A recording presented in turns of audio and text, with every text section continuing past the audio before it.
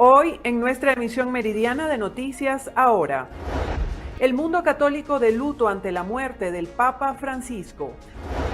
Presidente de El Salvador, Nayib Bukele, ofrece plan de canje de presos a Nicolás Maduro. Descubrimiento de yacimientos petrolíferos en alta mar por parte de Guyana añade dimensión política y económica a la disputa territorial con Venezuela. Los detalles a continuación.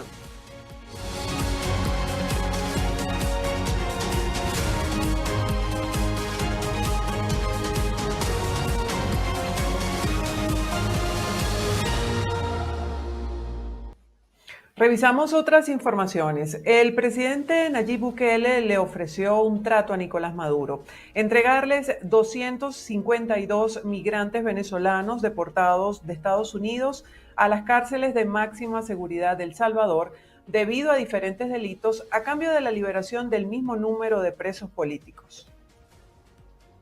El acuerdo humanitario, que será comunicado formalmente a la Cancillería venezolana, contemplaría la repatriación del 100% de los 252 venezolanos que fueron deportados a cambio de la liberación y entrega de un número idéntico de los miles de presos políticos que se mantienen en Venezuela. Bukele mencionó entre los presos políticos por ser liberados al activista Rocío San Miguel, Rafael Tudares, yerno de Edmundo González, y el periodista Roland Carreño. También los asilados en la sede de la Embajada de Argentina en Caracas, asediados permanentemente por fuerzas de seguridad leales al régimen de Maduro. También se incluirían los casi 50 ciudadanos detenidos de otras nacionalidades: estadounidense, alemana, dominicana, argentina, boliviana, israelí, chilena, colombiana, ecuatoriana, española, francesa, guyanesa, neerlandesa, iraní, italiana, libanesa, mexicana, peruana, puertorriqueña, ucraniana, uruguaya, portuguesa y checa.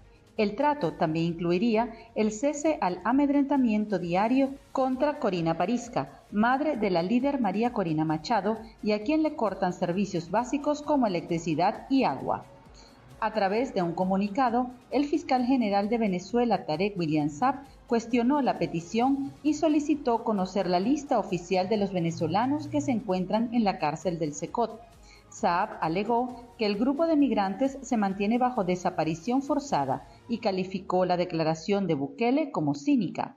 Saab aseguró que enviará una comunicación al fiscal general de El Salvador y a la Corte Suprema para que detalle qué delitos cometieron esos venezolanos en el país centroamericano, si fueron presentados a un juez y si se ha cumplido el debido proceso.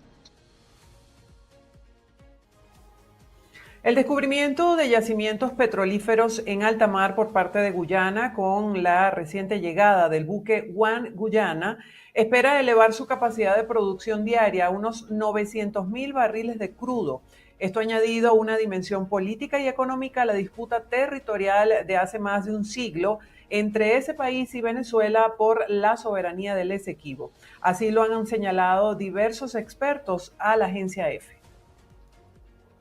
Los yacimientos de petróleo descubiertos en alta mar por parte de Guyana le añadieron una dimensión política y económica a la disputa territorial que sostiene ese país con Venezuela por la soberanía del Esequibo.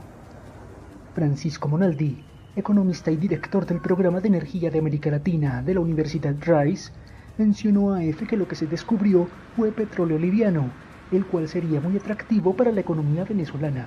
Tiene muy baja intensidad en carbono y eso lo hace a largo plazo en la transición energética muy atractivo, y de hecho para Venezuela tener petróleo liviano sería particularmente bueno porque es lo que se podría mezclar con el petróleo extrapesado de la faja del Orinoco para reexportar. De hecho, si no hubiera esta digamos, tensión y conflicto fronterizo entre estos dos países, lo lógico sería que Guyana le vendiera su petróleo, buena parte de su petróleo, a Venezuela, y Venezuela lo reexportara mezclado. Este mismo experto menciona que la producción petrolera de Venezuela podría disminuir si se concreta la salida del estadounidense Chevron, la cual opera el 25% del crudo que exporta el país y cuya licencia de operación termina el 27 de mayo por orden del gobierno Trump.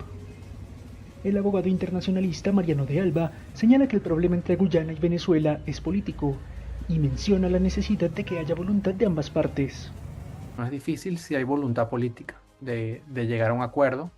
Y de hecho, pues la Convención de la ONU sobre Derechos del Mar y como ha sido implementada en otros países, yo creo que ya establece suficientes guías, al menos establece una guía suficientemente clara como para que si hubiese voluntad política de parte de ambos países, pudiese sentarse a la mesa y llegar a una negociación.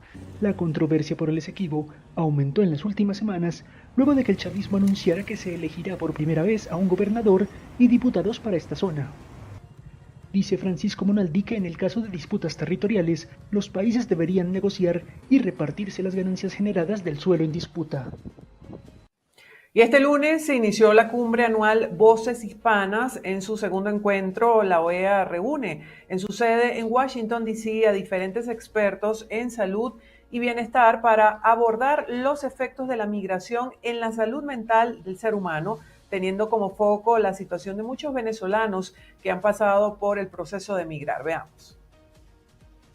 El propósito de esta cumbre es tocar el tema acerca del impacto que tiene la migración sobre la psique humana, especialmente dentro del marco de todos los cambios migratorios que están existiendo ahorita, cientos de miles de personas que se encuentran ahora con peligro de deportación.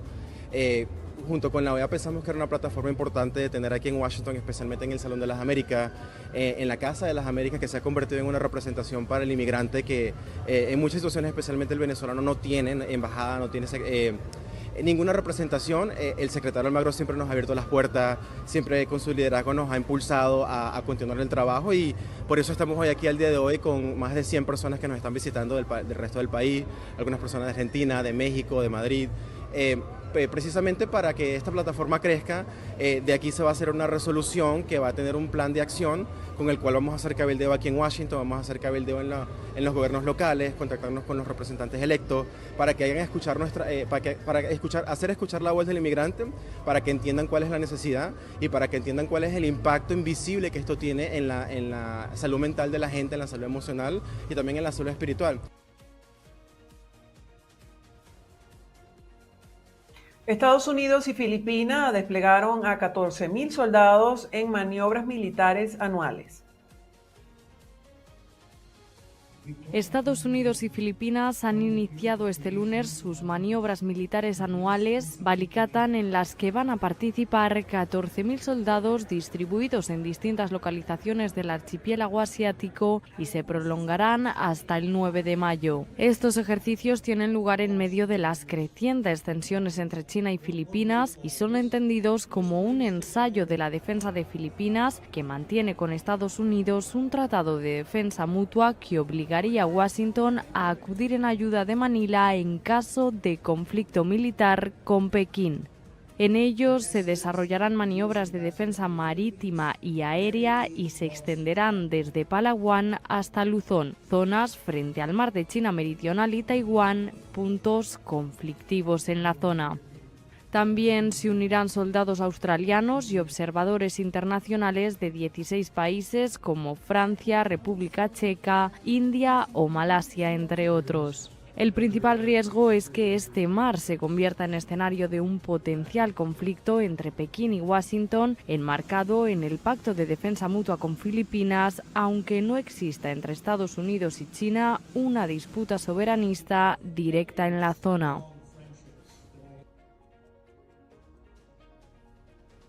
Irán y Estados Unidos acordaron avanzar en las negociaciones nucleares con reuniones técnicas. Veamos.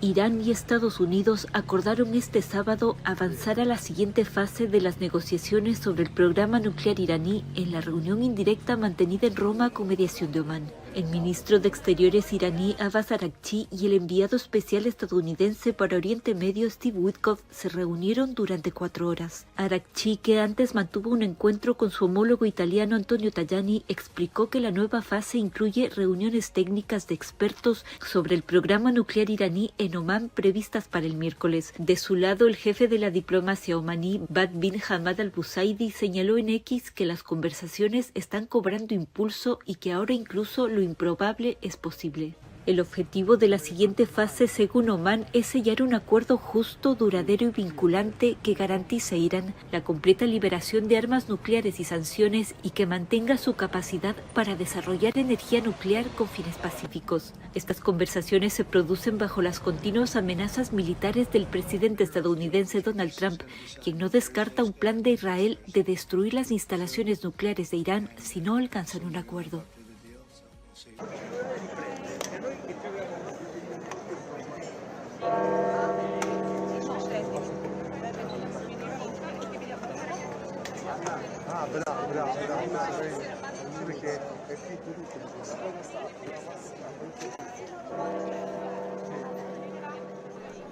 Con las campanadas de la Basílica de San Pedro del Vaticano se anunciaba el fallecimiento del Papa Francisco en horas de la mañana de este lunes. Así iniciamos, amigos, nuestra emisión meridiana de noticias ahora de hoy, 21 de abril de 2025. El mundo católico está de luto. Ha muerto el Papa Francisco a la edad de 88 años, el primer papa latinoamericano y jesuita de la historia de la Iglesia. Su deceso ocurrió a las 7:35 hora local, tal como lo anunció el camarlengo cardenal Kevin Joseph Farrell, encargado de las gestiones desde el momento que se declara la sede vacante, que va desde la muerte de un papa hasta la elección de su sucesor. Con profondo dolore devo annunciare la morte del nostro Santo Padre Francesco. Alle ore 7:35 di questa mattina, il Vescovo di Roma Francesco è tornato alla casa del Padre. La sua vita tutta intera è stata dedicata al servizio del Signore e della sua Chiesa. Ci ha insegnato a vivere i valori del Vangelo con fedeltà, coraggio e amore universale, in modo particolare a favore dei più poveri ed emarginati.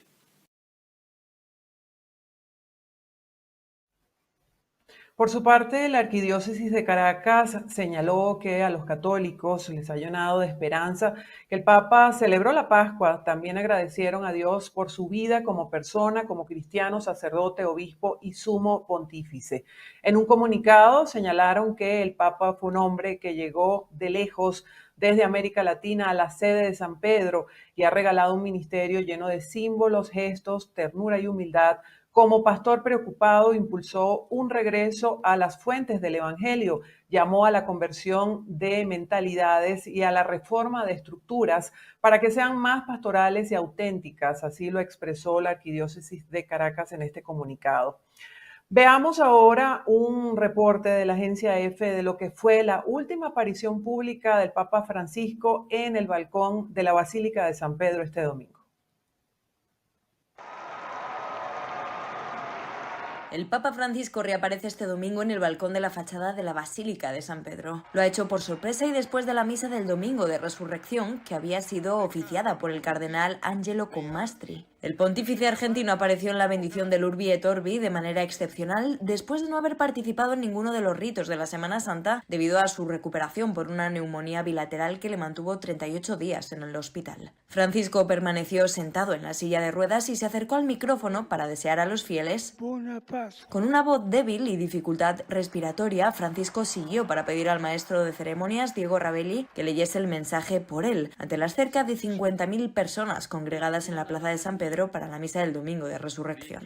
En el tradicional mensaje de Pascua, en el que hace mención a los conflictos y males del mundo, el Papa lamentó cuánta voluntad de muerte vemos cada día en los numerosos conflictos que afectan a diferentes partes del mundo. Cuánta violencia, dijo, cuánto desprecio se tiene a veces hacia los más débiles, los marginados y los migrantes. E instó a usar los recursos disponibles para ayudar a los necesitados, combatir el hambre y promover iniciativas que impulsen el desarrollo. Expresó su preocupación por el creciente clima de antisemitismo que se está difundiendo por el mundo, dijo, y también pidió la liberación de rehenes y un cese el fuego en Gaza. La Pasqua sia anche l'occasione propizia per liberare i prigionieri di guerra En otro pasaje de su mensaje, aunque sin hacer referencia a la guerra, Francisco criticó los ataques a hospitales y operadores humanitarios. También instó a rezar por las comunidades cristianas del Líbano y de Siria, así como por Yemen.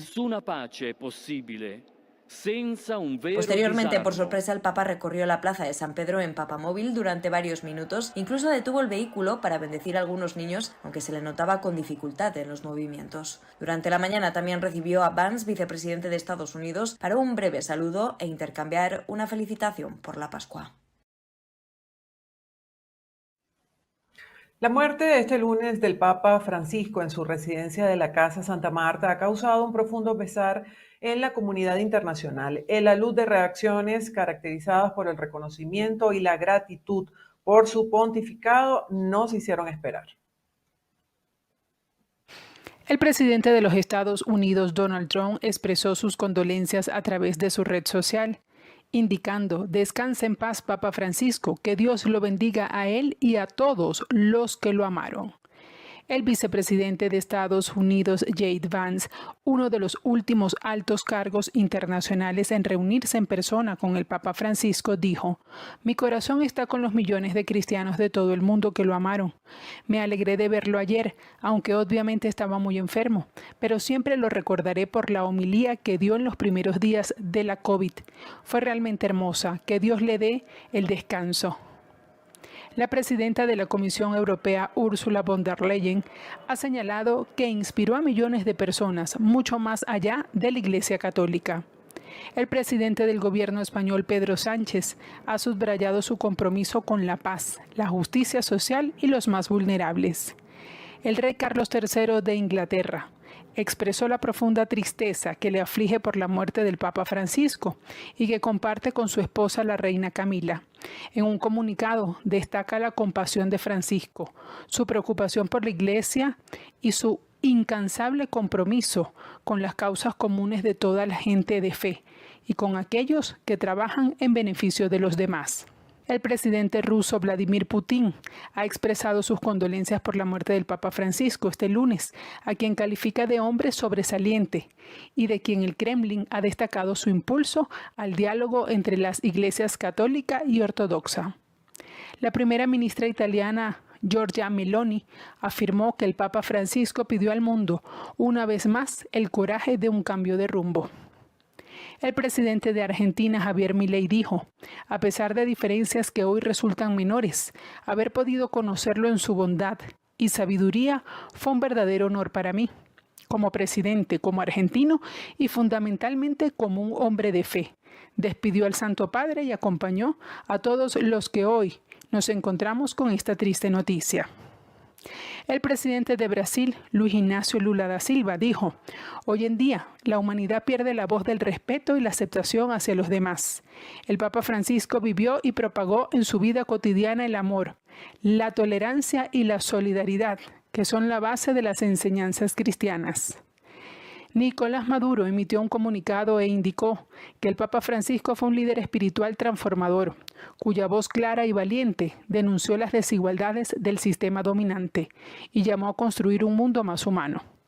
Edmundo González Urrutia mencionó con profundo pesar: «Recibimos la noticia del fallecimiento de su santidad, el Papa Francisco. Su legado de humildad, justicia social y compromiso con los más vulnerables quedará como guía moral para el mundo». El maestro ceremoniero del Vaticano, Diego Ravelli, señaló que el féretro del Papa será velado en la capilla de la Casa Santa Marta, siguiendo una disposición de Francisco tomada en vida. Antes de su mandato, los papas solían ser velados en la capilla del Palacio Apostólico, pero el Papa Francisco optó por esta alternativa más íntima que refleja su estilo personal y su visión simplificada de los rituales papales. Francisco decidió que su cuerpo fuera expuesto en un ataúd abierto en lugar de ser colocado sobre un catafalco en la Basílica de San Pedro, como era tradición. El objetivo, según el Papa, era hacer de los funerales una ceremonia más accesible y menos ostentosa. Y la muerte de un papa desencadena de manera inmediata un proceso estricto para la elección del nuevo pontífice. Al fallecer el papa, el encargado de dar la noticia es el vicario de Roma. De allí queda la sede vacante en el que el gobierno de la institución recae en manos del Colegio de los Cardenales. Veamos. Tras el fallecimiento del Papa se organizan 9 días de luto y el Camarlengo administra la Iglesia de forma temporal, sin tomar decisiones que pudieran comprometer al futuro Papa. Según las normas que rigen el proceso, este cónclave debe comenzar 15 días después de que queda vacante la sede, aunque el Colegio de Cardenales puede establecer otra fecha que no debe superar los 20 días desde la muerte del pontífice anterior. Solo pueden votar los cardenales menores de 80 años. El número de electores no puede superar los 120 cardenales. Se realizan hasta 4 votaciones al día, 2 por la mañana y 2 por la tarde. Para ser elegido papa, un candidato debe reunir los 2/3 de los votos de los cardenales presentes. Cada votación incluye escribir el nombre de un candidato en una papeleta y colocarla en la urna. 3 cardenales escrutadores se encargarán del recuento y la lectura de los votos. Tras 3 días sin resultado, se hace una pausa de reflexión y oración. En caso de que un cardenal obtenga los 2/3 de los votos, se convertirá en papa. Para ello, se le hace la siguiente pregunta: ¿aceptas tu elección canónica como sumo pontífice? A la que él debe responder sí y elegir un nombre papal. Durante el cónclave, después de cada votación, las papeletas utilizadas son quemadas en una estufa especial dentro de la Capilla Sixtina. En caso de no alcanzar consenso, las papeletas se queman con unas sustancias químicas que generan humo negro, lo que indica que la elección sigue en proceso. Una vez que un candidato obtiene los 2/3 de los votos necesarios para ser elegido y acepta el cargo, las papeletas se queman con sustancias químicas que generan un humo blanco. Cuando la fumata blanca comienza a salir por la chimenea, miles de fieles en la plaza de San Pedro reaccionan con júbilo. Minutos después, el cardenal protodiácono aparece en el balcón de la Basílica de San Pedro y pronuncia la famosa frase Habemus Papam, seguida del nombre elegido por el nuevo pontífice.